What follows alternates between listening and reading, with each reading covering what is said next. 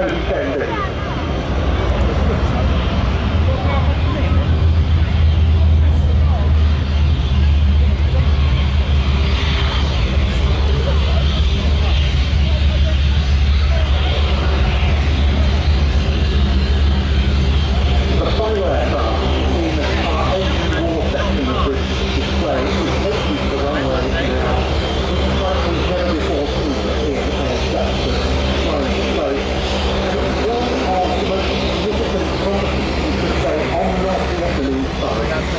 The Vietnam conflict in Vietnam later.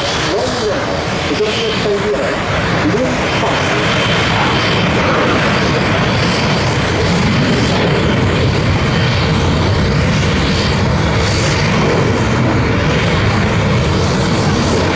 This is a communist right-built version of the Ukrainian MiG-17F.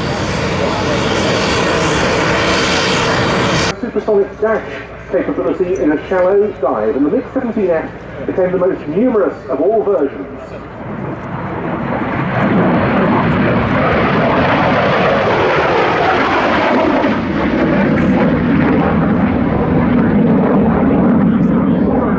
Also developed radar-equipped all-weather interceptor versions, mainly the cannon-armed MiG-17PF, the Fresco D, and then the solely missile-armed MiG-17PM, the Fresco E, and the Soviet Air Defense Force, the PDO, used them well into the 1970s. And they became very widely used across the Warsaw Pact and the wider Soviet sphere of influence. It wasn't for long the fastest or highest flying Soviet interceptor.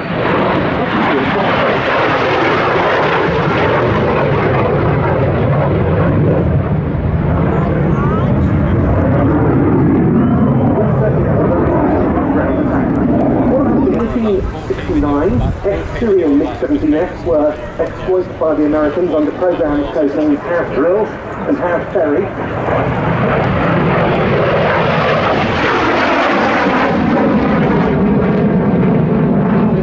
Against all the major American fighter and fighter bomber types.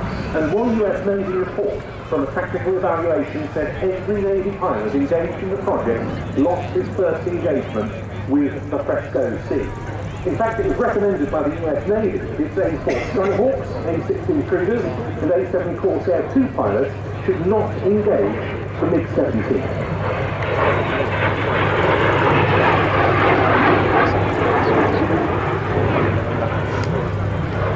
Military fighter pilots, and that's how they need to prepare for battle.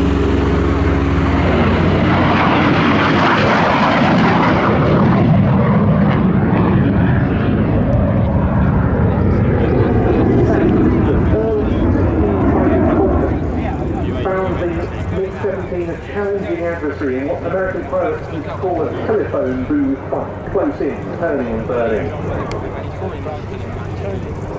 It's incredible to have this aircraft displayed for us, this ex-Polish Air Force LIM 5, which was delivered to that air arm in 1958. Thank you for helping out with that. What?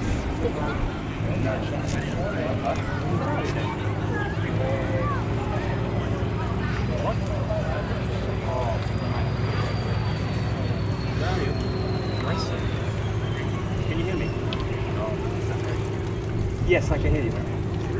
Interland, after an absolutely splendid showing, please show your appreciation for Mateusz Strama from Dubai Aviation with the LIM 5.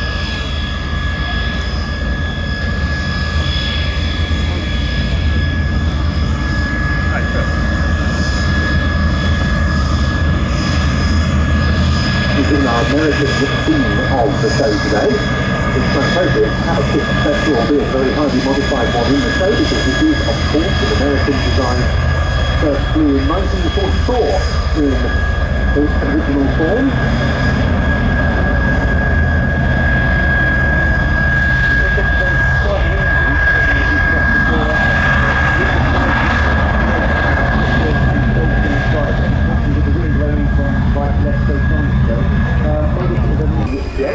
As they are pulled back up, okay, just to allow the show to get back on time.